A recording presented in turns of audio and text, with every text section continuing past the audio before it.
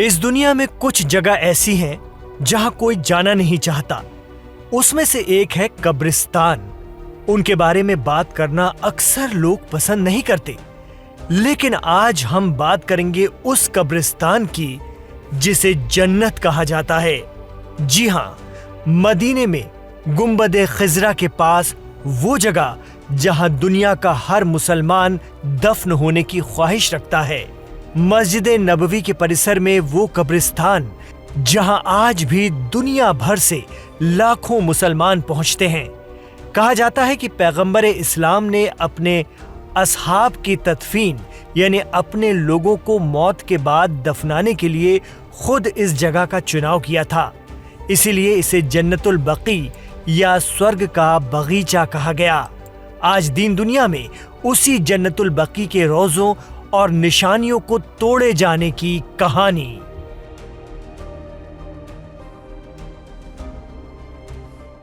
Aim right, achieve big. At KR Mangalam University, we provide you the platform to turn your dreams into reality. At KR Mangalam University. नमस्कार, अस्सलामु अलैकुम। Live Hindustan पर आप देख रहे हैं वीडियो शो दीन दुनिया। मैं हूं इमरान खान। ऑटोमन एम्पायर या सल्तनते उस्मानिया के खिलाफ इब्ने सऊद के आंदोलन का असर यह हुआ कि साल 1922 तक पूरा नज्द और साल 1925 तक हिजाज इनके कंट्रोल में आ गया, इनके पास आ गया। हालात ये बने कि मक्का मुकर्रमा और मदीना मुनव्वरा भी दुनिया के सबसे बड़े मुस्लिम साम्राज्य ऑटोमन एम्पायर के हाथों से निकल चुका था। अब पूरे सऊदी अरब पर अब्दुल अजीज बिन अब्दुल रहमान अल सऊद की हुकूमत थी। अब्दुल सईद हुकूमत ने मोहम्मद बिन अब्दुल वहाब नजदी के फतवे को बुनियाद बनाकर 27 अप्रैल सन 1925 को यानी 8 शव्वाल सन 1344 हिजरी को मदीने में जन्नतुल बकी कब्रिस्तान में पैगंबर आजम हजरत मोहम्मद मुस्तफ़ा सल्लल्लाहु अलैहि वसल्लम की बेटी बीबी फातिमा ज़हरा सलामुल्लाह अलैहा का मज़ार गिरा दिया। मोहम्मद बिन अब्दुल वाहब का मानना था कि 3री सदी हिजरी के बाद इस्लाम के बारे में मजहबी रहनुमाओं ने जो कुछ कहा है वो सब गलत है और इन सब चीजों को इस्लाम से निकाला जाना चाहिए। अब्दुल वाहब नजदी सुन्नी मुसलमानों में एक बड़े मजहबी सुधार का दावा करते थे और मज़ारों की तामीर और उनकी ज़ियारत को सबसे बड़ा गुनाह या शिर्क करार देते थे। जिस कब्रिस्तान में जनाब फातिमा का मज़ार गिराया गया, उसी कब्रिस्तान में कई उम्मतुल मोमिनीन, असहाब रसूल और अहले बैत की मासूम शख्सियतों की मज़ारात थे जिन्हें गिरा दिया गया। दुनिया भर में मुसलमानों ने अपने गम और गुस्से का इजहार किया और इन मज़ारों की फिर से तामीर कराने की मांग करते हैं, लेकिन आले सऊद की हुकूमत में उनकी कोई सुनवाई नहीं है।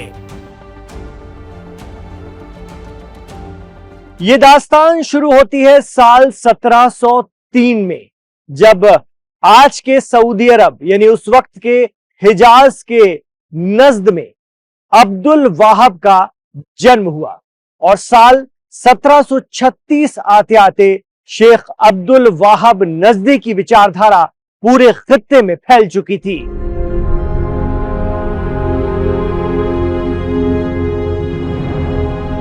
हिजाज के मोहम्मद इब्ने सऊद ने उनका भरपूर साथ दिया और इन लोगों ने मज़ारों को शिर्क का अड्डा बताना शुरू किया।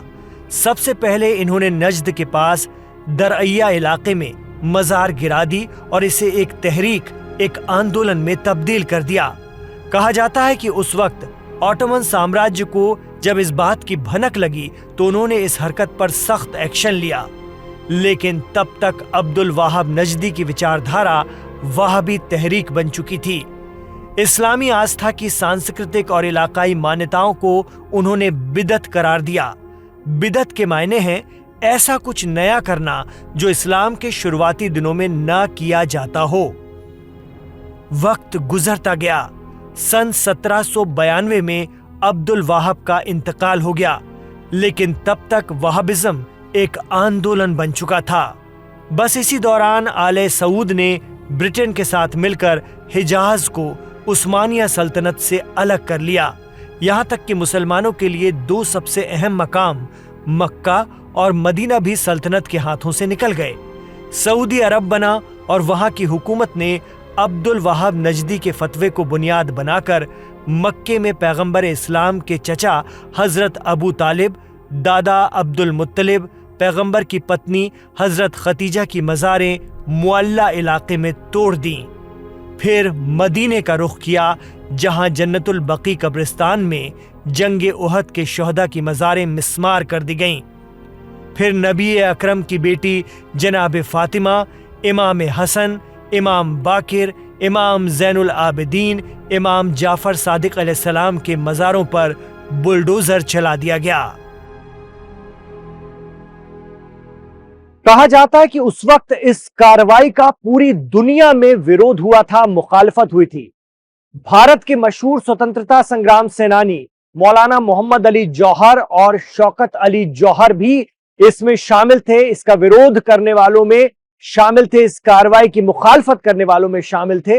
इन्हें अली बंधु के नाम से भी जाना जाता है।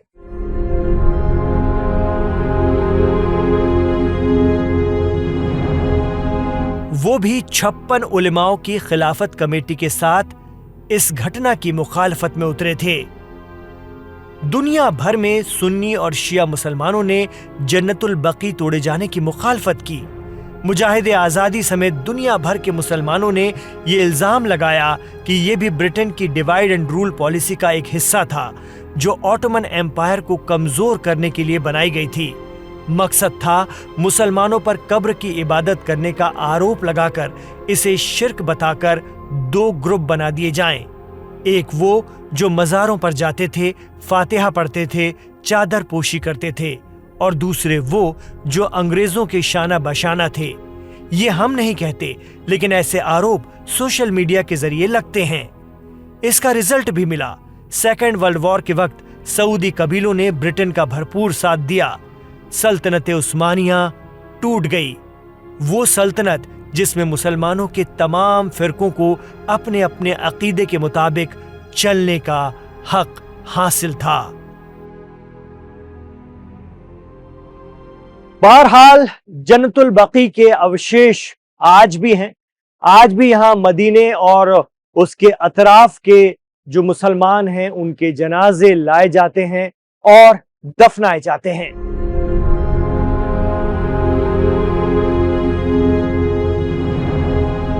लेकिन उम्महातुल मोमिनीन, असहाबे रसूल और अहले बैत की निशानियां और उनके गुंबदों के रोजे यहां से मिटा दिए गए, शहीद कर दिए गए। लोग जाते हैं यहां उन मज़ारों के दीदार के लिए, ज़ियारत के लिए, लेकिन वहां वो निशानी नहीं है जो 27 अप्रैल 1925 से पहले हुआ करती थी।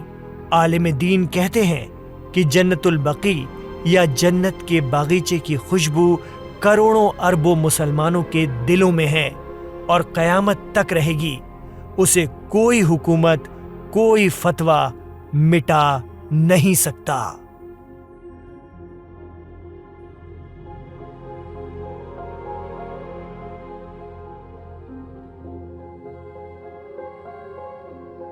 तो करोड़ों मुसलमानों के दिलों में है जन्नत के इस बगीचे की खुशबू। कैसा लगा आपको हमारा ये एपिसोड? हमें जरूर बताइएगा कमेंट बॉक्स पर। दीन दुनिया वीकेंड स्पेशल पर आप क्या कुछ देखना चाहते हैं वो भी हमें कमेंट बॉक्स पर बताइए। हम उस डॉक्यूमेंट्री को, उन रिपोर्ट को, उन खबरों को बनाने की कोशिश करेंगे। आप दीन दुनिया वीकेंड स्पेशल को बहुत पसंद करते हैं, इससे जुड़े कमेंट भी हमारे पास आते हैं और लगातार ये शो आपके दिलों में जगह बना रहा है, इस बात की हमें खुशी है। यूं ही अपना प्यार, अपनी मोहब्बत हमारे साथ बनाए रखिए और हमें सजेशन देते रहिए, हमारा मार्गदर्शन करते रहिए, आइडियाज भी आप ही देते रहिए, हम उस पर अमल करेंगे। इमरान खान के साथ आप अगर आखिर तक कनेक्ट है और वीडियो पसंद आया है तो इसे लाइक कीजिए, ज्यादा से ज्यादा शेयर कीजिए। गुजारिश रहेगी आपसे कि हमारे चैनल लाइव हिंदुस्तान को सब्सक्राइब जरूर कर लीजिएगा। इमरान खान के साथ जुड़ने के लिए बहुत शुक्रिया। अपना ख्याल रखिए और अपनी दुआओं में हमें याद रखिए।